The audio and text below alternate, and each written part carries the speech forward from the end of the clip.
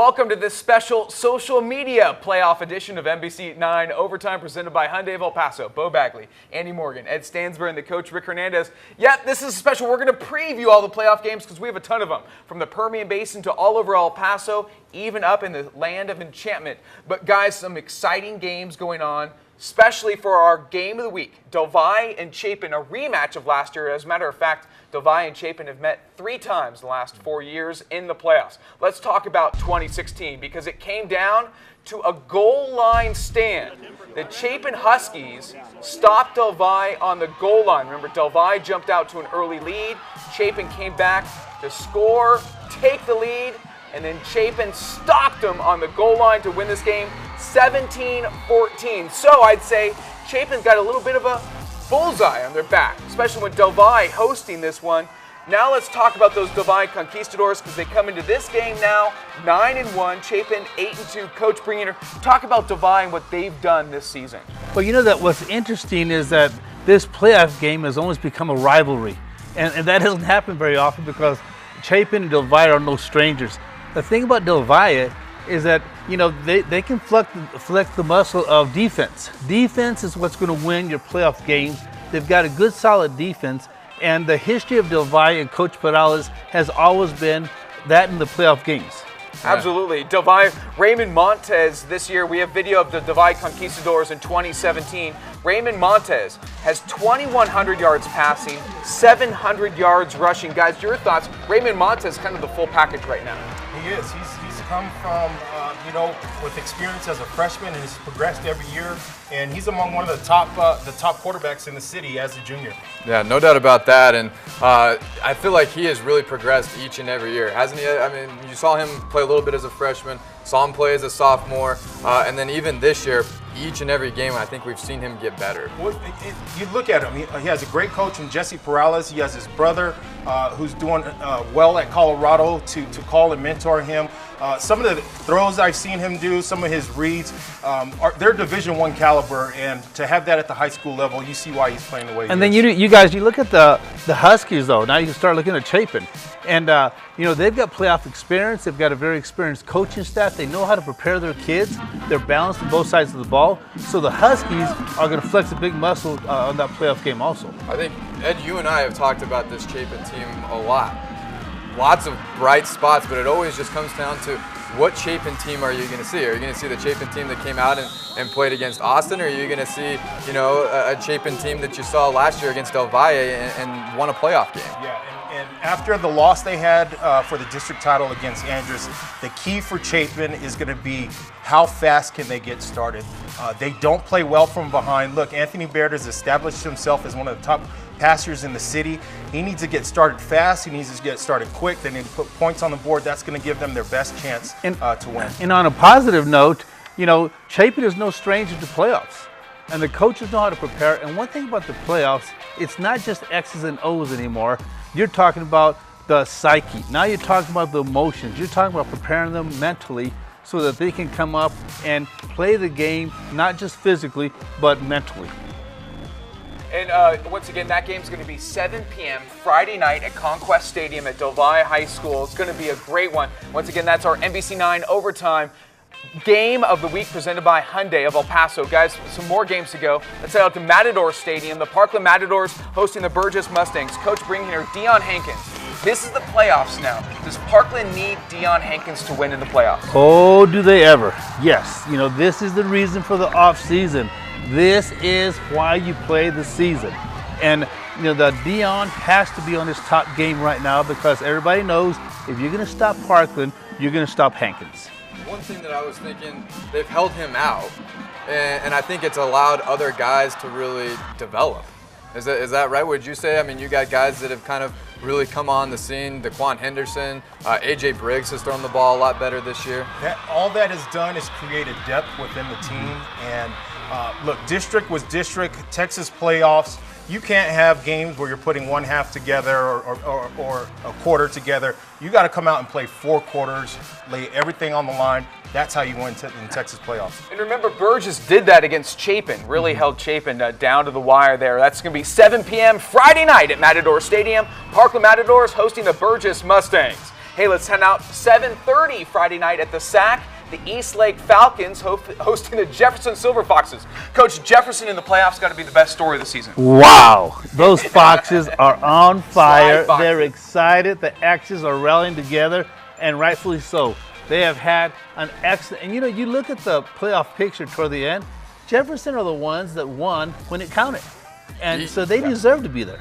East Lake, that's a tough test, though. They do a lot of things really, really well. Listen to these names: Justin White, Ezekiel Jones, Ivan Avina, Emilio Rios. These guys have playmakers. They have targets everywhere on the field. If they go out and execute, it should be a pretty easy win for them. Should be a lot of fun. 7:30 Friday night at the SAC. East Lake Falcons hosting the Jefferson Silver Foxes.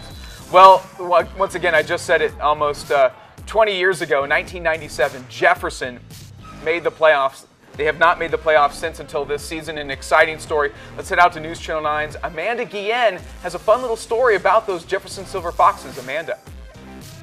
Yeah, almost 20 years to the date, La Jeff is back in the playoffs. I spent some time talking to an alumni who was on that 1997-1998 team, and from the coin flip to their heart, the only difference is the time passed. Now join me tomorrow at 5 and 6 for more on the story behind Jefferson High School's journey to the playoffs.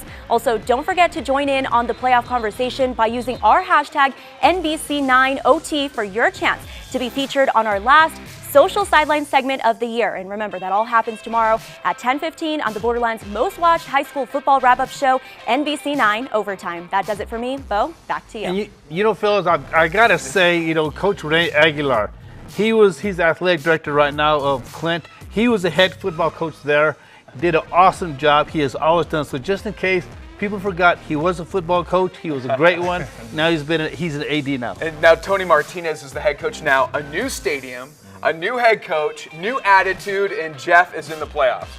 Pretty exciting. Guys, let's now head to talk about 6A. Pebble Hills, an exciting season in just their second year of varsity football.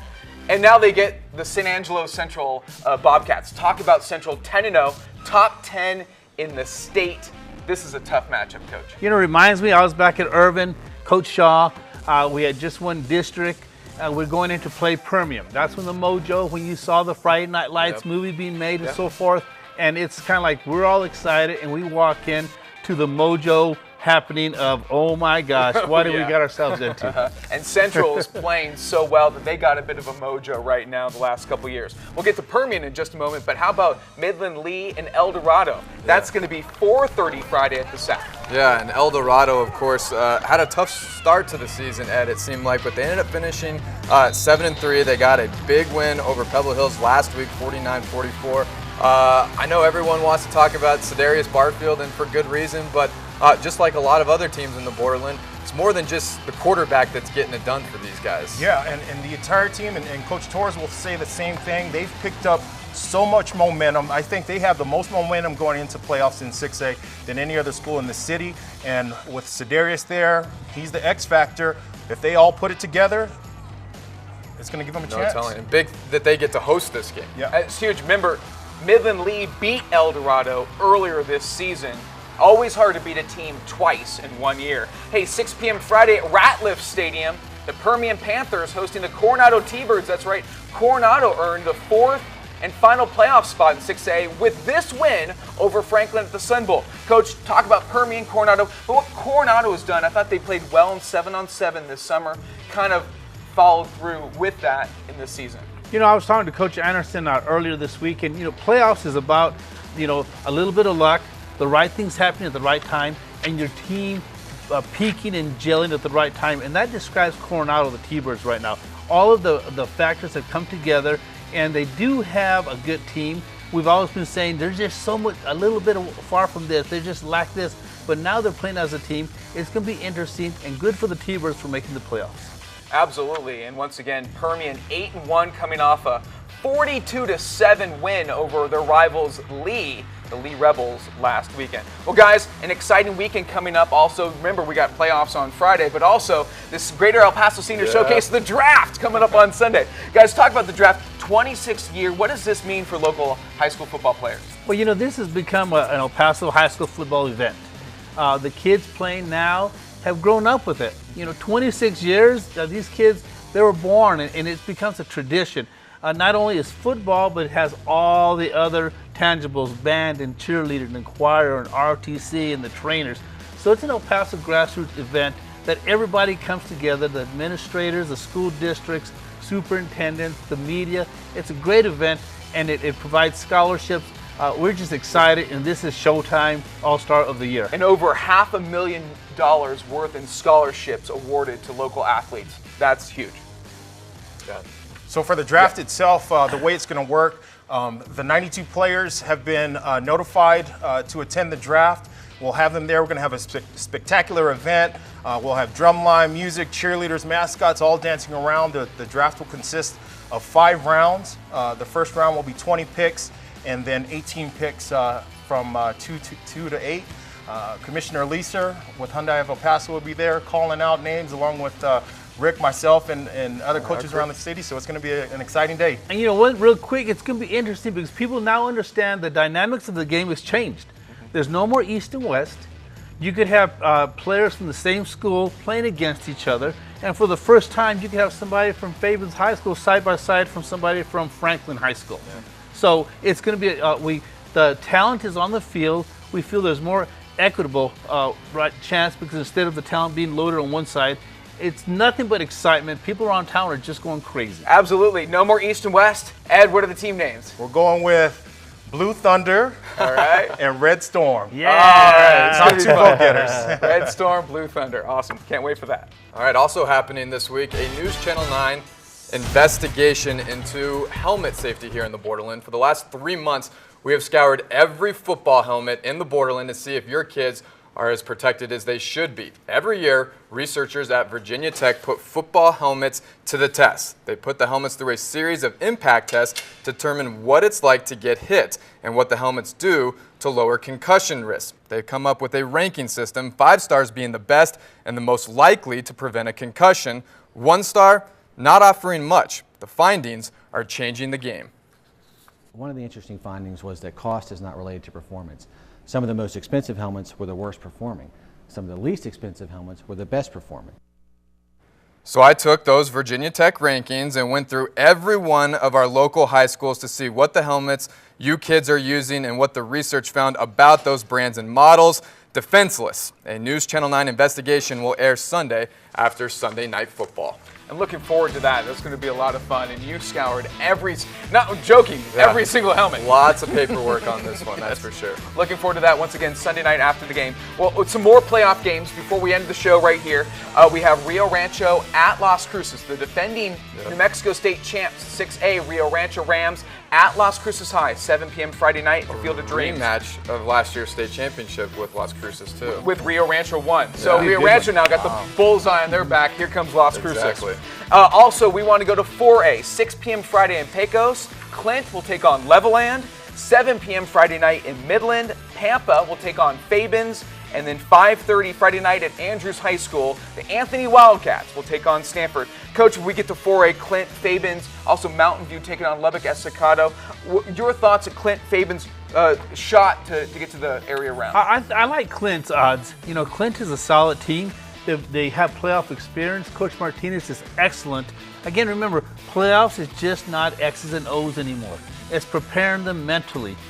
Just because you're going out of town and playing a big team doesn't mean the season's over.